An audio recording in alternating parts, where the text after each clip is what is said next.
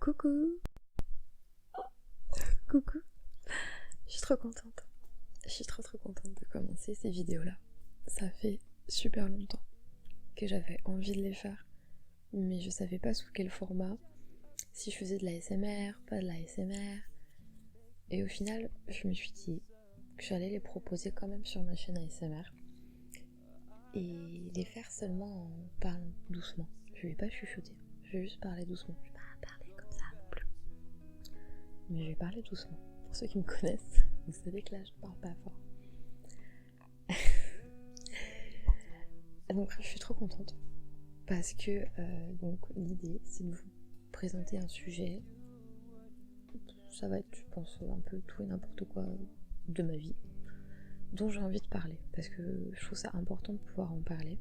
Moi ça me fait énormément de bien de le verbaliser et je pense que ça peut peut-être aider d'autres personnes. Il n'y a rien de prétentieux là-dedans. Attention encore une fois, ce que je vais faire dans cette vidéo là, je suis pas Dr Love, je vais pas vous apporter des solutions qu'il faut prendre au pied de la lettre. C'est juste mon ressenti, mon vécu, mes émotions, et je me dis que ça peut aider des gens qui peut-être se sentent seuls et pensent que ce qui leur arrive, c'est de leur faute, ou bien que ça n'arrive qu'à eux, ou peut-être que vous avez du mal à interpréter une réaction en face de la vôtre. Et j'espère que du coup, ces vidéos, ça vous aidera par rapport à ça.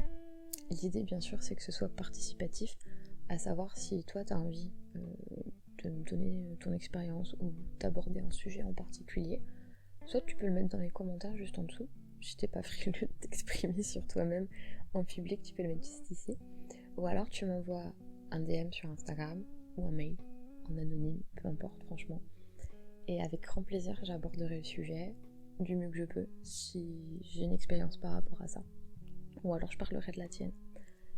Et l'idée c'est que chacun du coup puisse réagir en fait à ses expériences pour donner son avis, mais alors par contre toujours dans la bienveillance s'il vous plaît, c'est tout ce que je vais vous demander. Et moi je tâcherai d'être impartiale et bienveillante également. Donc voilà, je pense que c'est des vidéos que je ferai peut-être 1-2 fois par mois. Je verrai selon ma motivation et mes idées de sujet surtout. Mais bon, je suis trop contente de commencer ça.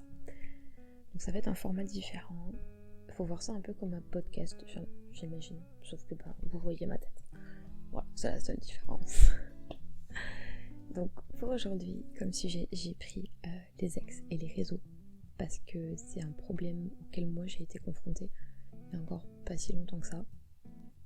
Et j'avais envie d'en parler parce que je trouve que c'est quelque chose qui peut facilement nous ronger la vie et nous prendre la tête et nous mettre dans un état assez catastrophique, si je puis dire. Donc voilà, pour expliquer le speech rapido. Je regarde. En fait, je me suis séparée d'une personne il y a, je dirais, 3-4 mois, je sais plus trop. C'était fin octobre, début novembre, un bail comme ça. Je me suis séparée de cette personne. Je dis séparée avec des guillemets parce qu'on n'était pas officiellement ensemble, vu que visiblement c'est plus très tendance en 2020. Mais bon, c'est un autre sujet que j'aborderai. Bref, il n'y avait rien d'officiel. Le fait est que je savais ce qui se passait. N'empêche que quand je l'ai appris de vive voix, ça m'a grave peiné. Ça a été très compliqué pour moi. J'ai passé 2 mois au fond du seau. Vraiment. Et là, ça commence à aller beaucoup mieux depuis un bon mois, je dirais. J'ai la chance d'être super bien entourée. Et d'avoir un assez gros caractère aussi, je pense. Je vais pas mentir, ça a bien aidé.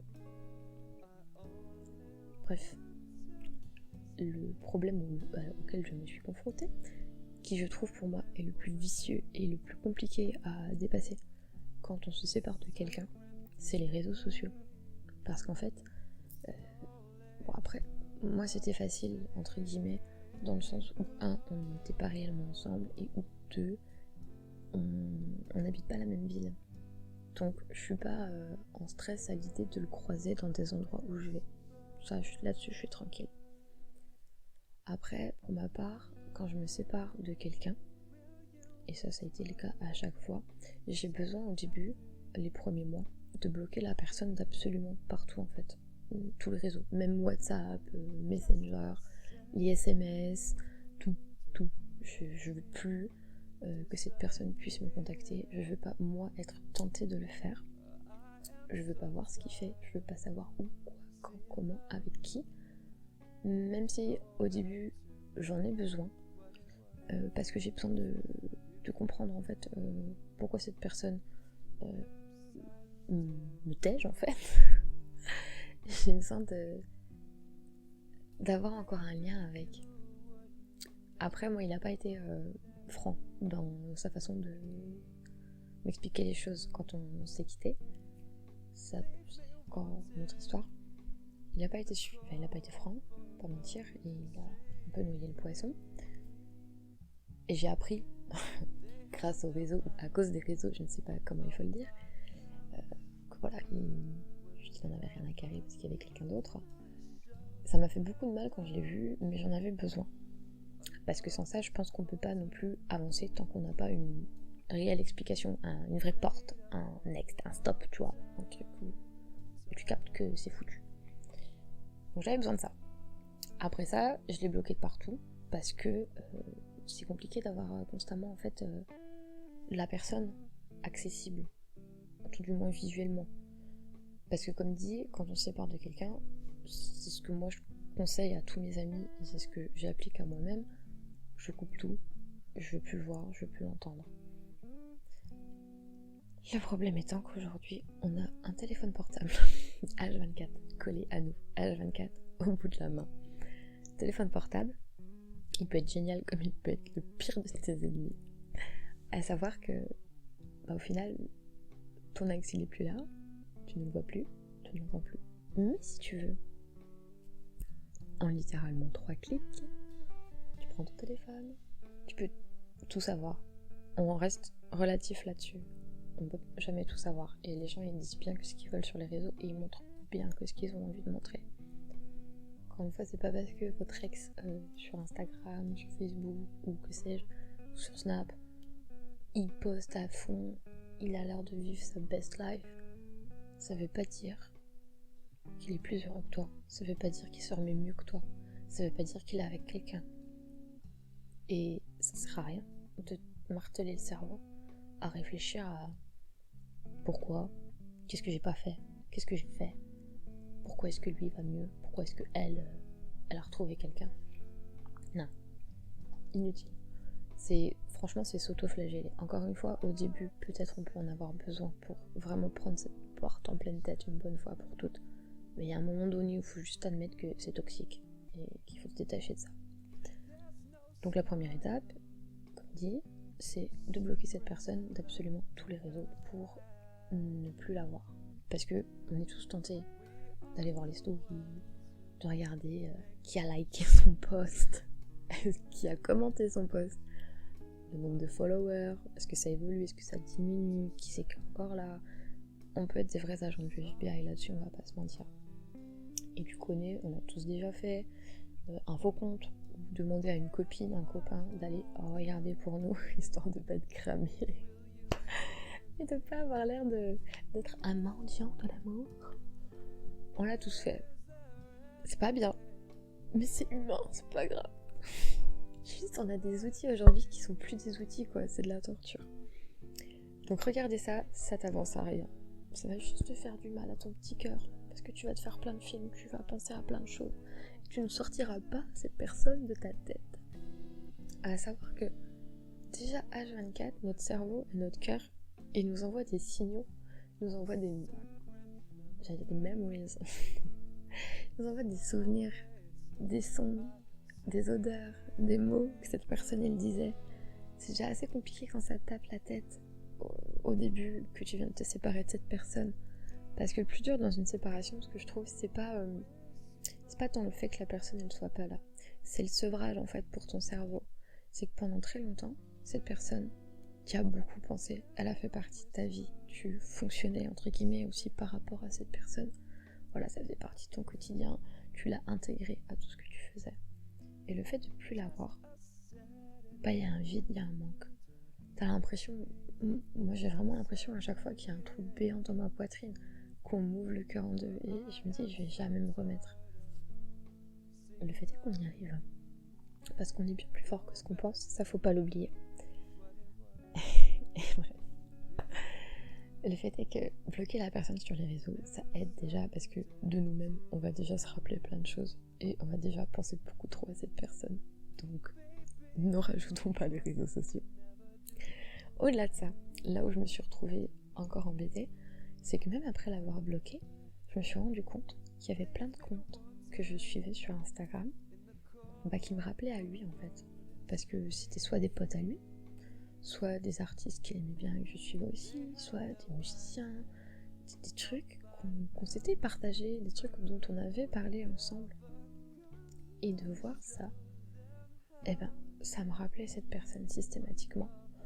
Donc, cherchant une solution, puisque je ne peux pas couper à 100% les réseaux, déjà parce que j'en suis pas capable, c'est mal, mais aussi parce que c'est un outil de travail et un moyen de connexion avec mes amis, qui sont un peu partout dans le monde, et vu la situation actuelle, je suis pas prête de les voir. Ce que j'ai décidé de faire, c'est de mettre ces comptes-là en sourdine. Donc je bloque l'historique, les publications.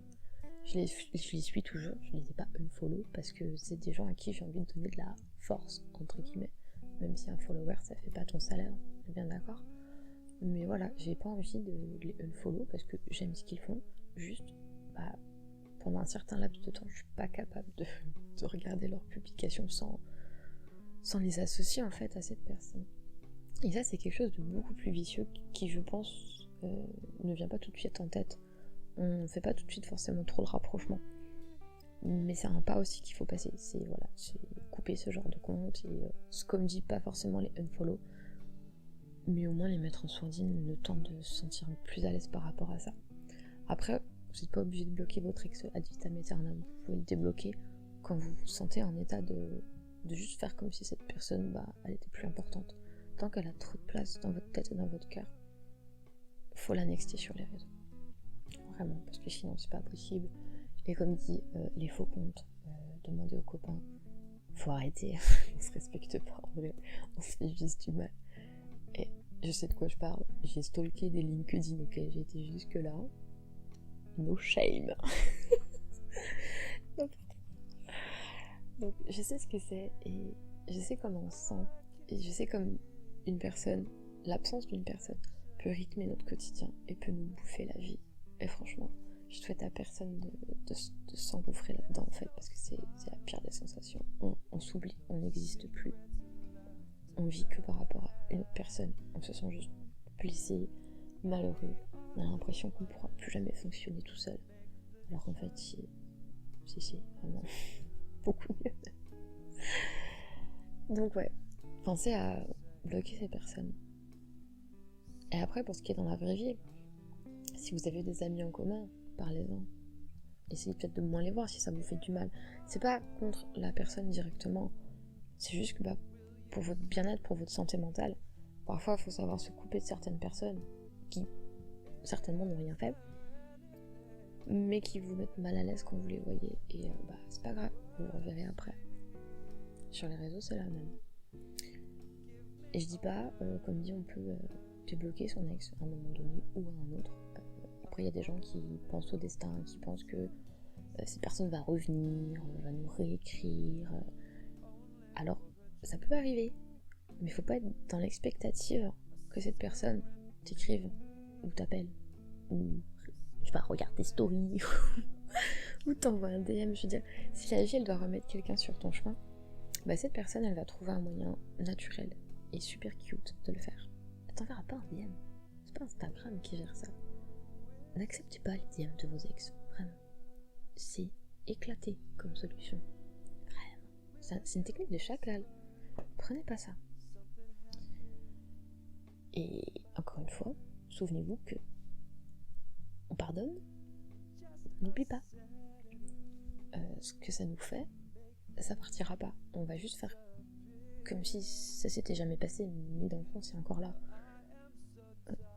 C'est Tina Arena qui chantait On n'oublie jamais rien fait avec. Ouais, je crois, je sais plus. Mais vous voyez un peu le délire. Enfin bref, je pars dans des trucs qui n'ont rien à voir. C'est pour ça que j'avais peur que la vidéo dure longtemps.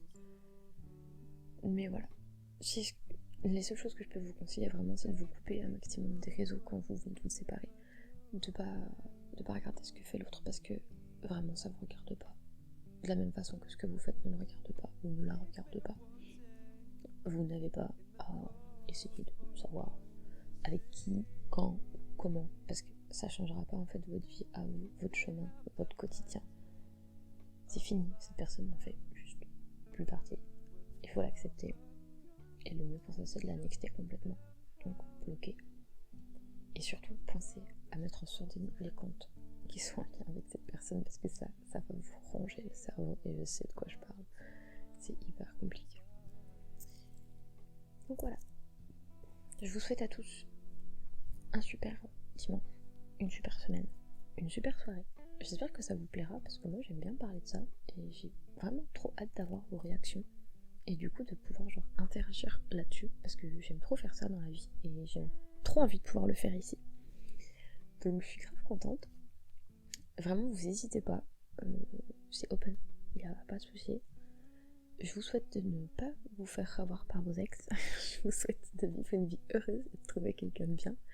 Je vous souhaite de ne pas être dans une relation toxique. Je vous souhaite tout le bonheur du monde.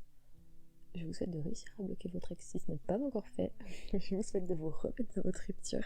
Je vous souhaite juste d'être bien dans votre vie. Et ma foi, à la prochaine. Je ne sais pas quel sera le sujet. Peut-être que c'est vous qui me le proposerez. I don't know. Mais en tout cas, ça m'a fait grave plaisir de le faire. Donc voilà. Je suis trop contente. Bon, j'arrête parce que sinon ça va durer trop longtemps.